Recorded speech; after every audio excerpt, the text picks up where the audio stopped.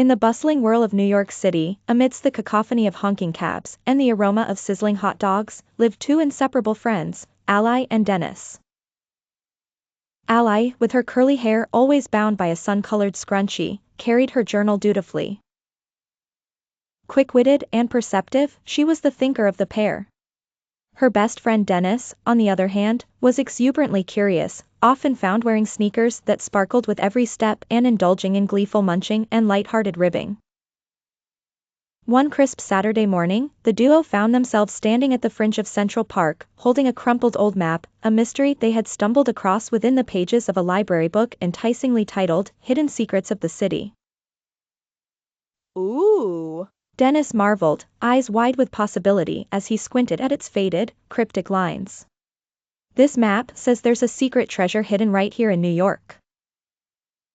Or, countered Ally with a pragmatic tap on the parchment, it could just be someone's doodles from 1992. Their journey with the map led them past a bubble tea stop, through the melodic chaos of street traffic, and to a shady grove near the enchanting whirl of the carousel. Ally paused for a thoughtful assessment.